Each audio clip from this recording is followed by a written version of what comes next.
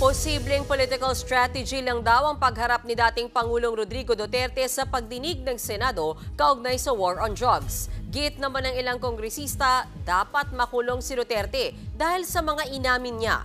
Nasa frontline ng balitang yan si Marian Enriquez. Masyadong defensive. Yan ang puna ni House Committee on Human Rights Chairman Benny Abante kay Senador Bato de la Rosa sa pagdinig ng Senado sa madugong war on drugs ni dating Pangulong Rodrigo Duterte. Nakikita mo kung paano ginagamit ni Senator Bato ang posisyon niya para mag-interrogate ng mga witnesses. He really wanted to explain himself, to explain the war on drugs, to explain the killings. Ayon pa kay Abante, kung nagpakita raw si Digong sa Senado, sana naman daw dumalo rin ito sa Quadcom hearing ng Kamara.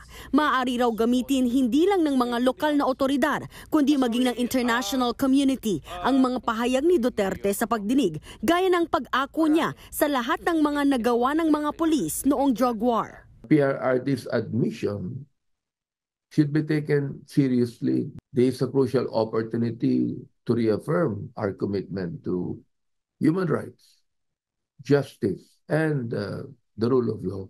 Para naman kay House Deputy Majority Leader Jude Asidre, dapat lang makulong ang dating Pangulo dahil sa pag-amin niya kaugnay ng EJK. Hindi na raw ito tungkol sa politika, kundi hustisya.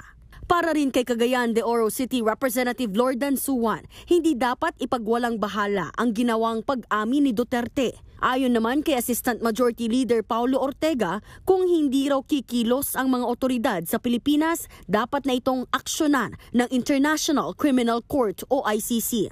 Tingin naman ni Professor Dennis Coronacion, Chairman ng Department of Political Science sa UST, political strategy lang ni Digong ang pagharap at pagsasalita sa harap ng Senado, lalo't tatakbong mayor ng Davao City si Duterte sa bilang Pilipino 2025.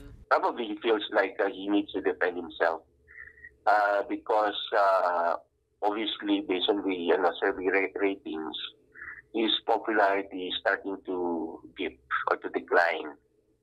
So tingin niya affected na yung kanyang image as a public servant, kaya he felt compelled to answer those allegations albeit in a friendly venue, in a friendly institution, in a Senate.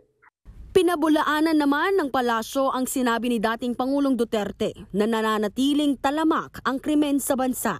Ayon kay Executive Secretary Lucas Bersamin, bumababa na ang krimen base raw sa datos ng Philippine National Police. Pagmamalaki pa ni Bersamin na panatili ng administrasyon ni Pangulong Bongbong Marcos ang peace and order nang hindi naaapektuhan ang due process at basic human rights ng mga Pilipino.